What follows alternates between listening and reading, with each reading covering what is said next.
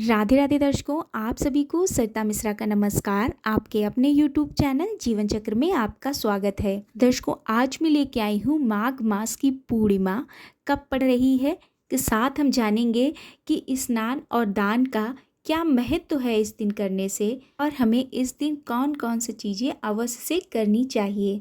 तो चलिए दर्शकों, वीडियो प्रारंभ करते हैं। दर्शकों, जैसे कि सनातन धर्म में पूर्णिमा तिथि के दिन स्नान दान के कार्यों का बड़ा महत्व बताते हैं। दर्शकों, पंचांग के अनुसार इस बार माघ महीने की पूर्णिमा तिथि 24 फरवरी को रहेगी। वैसे तो हर महीने की पूर्णिमा दर्शकों पूजा पाठ के दृष्टिकोण से बहुत ही खास मानी जाती है, लेकिन माघ मास की पूर्णिमा को विशेष महत्व दिया गया है। दर्शकों, धार्मिक तौर से इस दिन किसी भी पवित्र नदी में स्नान करने का बहुत ही महत्व माना जाता है। साथ ही इस दिन भगवान विष्णु और माता लक्ष्मी की पूजा की जाती है। दर्शकों, धार्मिक मान्यताओं के अनुसार कहते हैं कि इस दिन देवतागण पृथ्वी लोक पर भ्रमण करते हैं और गंगा नदी में स्नान करते हैं, और कहते हैं इस दिन गंगा नदी में साक्षात भगवान विष्णु का वास होता है। दर्शकों, अगर हो सके तो इस दिन गंगा नदी में स्नान अवश्य करना चाहिए या फिर किसी भी पवित्र नदी में स्नान करना चाहिए। दर्शकों, चलिए जान लेते हैं माघ पूर्णिमा का शुभ मुहूर्त क्या रहेगा, किस दौरान हमको स्नान आदि करना है। तो दर्शकों, माघ पूर्णिमा की तिथि 23 फरवरी दोपहर 3:26 से शुरुआत हो जाएगी दर्शकों इसकी, और 24 फरवरी को शाम 6:03 तक रहेगी। लेकिन दर्शकों, उदया तिथि को देखते हुए माघ पूर्णिमा 24 फरवरी को रहेगी। दर्शकों, इसी दिन जो व्रत रखेंगे वो 24 फरवरी को ही रखा जाएगा। इस दिन स्नान दान का शुभ मुहूर्त रहेगा दर्शकों सुबह 5:11 से 6:02 तक। इस बीच ही आपको स्नान आदि से निवृत्त होना है और पूजा पाठ करनी है। दर्शकों, अगर मैं पूर्णिमा का वैज्ञानिक महत्व अगर बताऊं तो दर्शकों, पूर्णिमा को वैज्ञानिक रूप से भी बहुत अधिक महत्व दिया जाता है। दर्शकों, पूर्णिमा के दिन चंद्रमा पानी को अपनी ओर खींचता है। मनुष्य के अंदर भी दर्शकों 70% पानी की मात्रा पाई जाती है, अतः पूर्णिमा के दिन मनुष्य का स्वभाव कुछ हद तक परिवर्तित हो जाता है। तो दर्शकों, इसलिए इसका एक वैज्ञानिक ये भी महत्व रखा गया है। दर्शकों, धार्मिक महत्व की बात करूं तो पुराणों के अनुसार माघ पूर्णिमा के दिन देवी देवताओं ने मानव रूप धारण कर गंगा में स्नान करने आते हैं। दर्शकों, इस दिन घर में सत्यनारायण जी की कथा करना शुभ माना जाता है। पूर्णिमा के दिन चंद्रमा पूर्ण रूप दिखाई देता है। इस दिन किसी भी पवित्र नदी में स्नान करने से सभी प्रकार के पाप दर्शकों कट जाते हैं।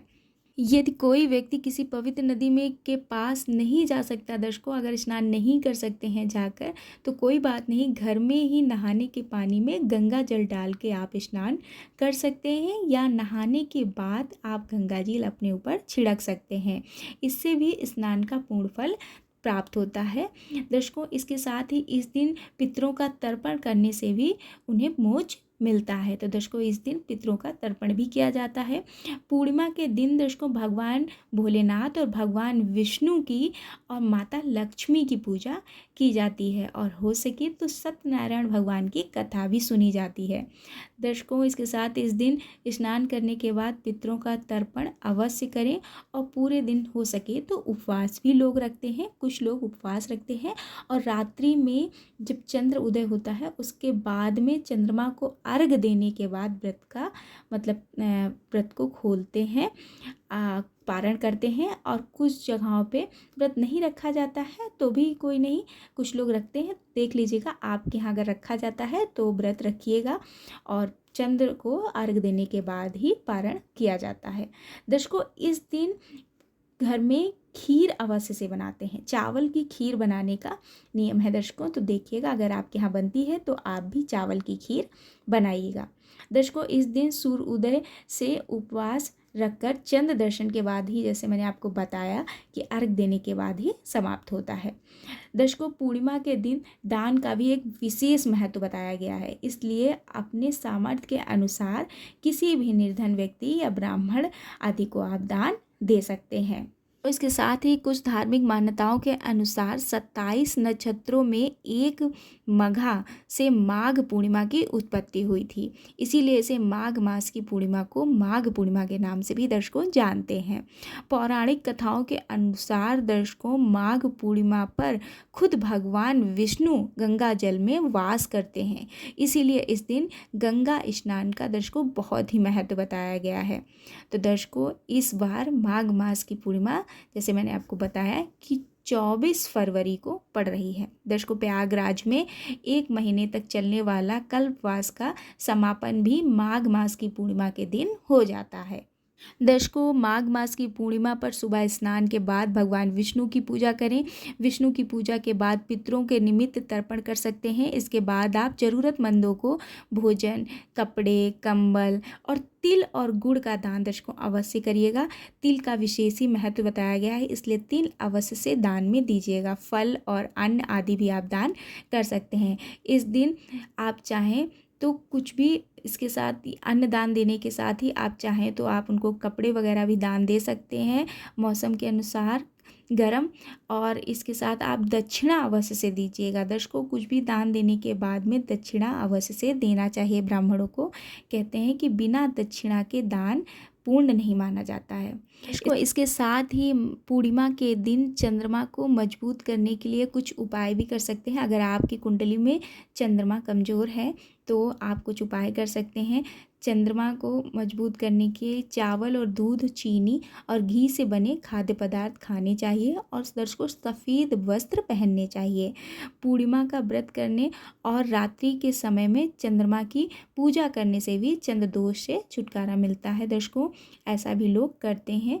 अगर आपका चंद्रमा कमज़ोर है तो ये उपाय आप कर सकते हैं।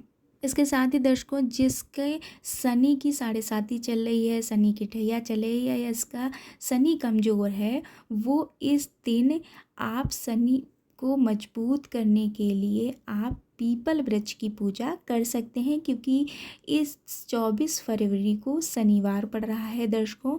और कहते हैं कि पीपल वृक्ष में भगवान विष्णु का वास होता है। दर्शकों पीपल वृक्ष में भगवान विष्णु का वास माना जाता है। श्रीमद् भागवत गीता में भी 10वें अध्याय के 26वें श्लोक में भगवान श्री कृष्ण ने खुद ही कहा है कि मैं सब वृक्षों में पीपल का वृक्ष हूँ। इसके साथ ही दर्शकों स्कंद पुराण नागर में 247 श्लोक और 41 से 44 के अनुसार पीपल की जड़ में विष्णु भगवान, तने में केशव भगवान और शाखाओं में नारायण जी का वास बताते हैं और पत्तों में भगवान हरि विष्णु और फूलों में सब देवी देवता निवास करते हैं। तो दर्शकों इसलिए आप चाहें तो इस दिन पीपल वृक्ष की पूजा भी कर सकते हैं, लेकिन दर्शकों ध्यान रखिएगा सूर्य उदय से पहले ही आपको पीपल को जल चढ़ाना है। और आप चाहें तो जल में आप तिल भी डाल सकते हैं, क्योंकि तिल डालने से इसका महत्व और भी बढ़ जाता है। तो आप तिल डालकर ही जल चढ़ाइएगा। उसके बाद में ही दर्शकों आप सूर्य भगवान को अर्घ दे सकते हैं। सूर्य निकल जाएंगे उसके बाद आप सूर्य भगवान को जल दे सकते हैं। उसमें भी तिल अवश्य डालिएगा। तिल का विशेष महत्व बताया जाता है। दर्शकों ये थी कुछ माघ पूर्णिमा से संबंधित जानकारी। उम्मीद करती हूँ आपको वीडियो अच्छा लगा होगा। अगर अच्छा लगा हो तो दर्शकों लाइक कर दीजिएगा और अगर आप मेरे चैनल पर पहली बार आए हैं तो ज़रूर से सब्सक्राइब कर दीजिएगा। मिलते हैं अगले वीडियो में। राधे राधे।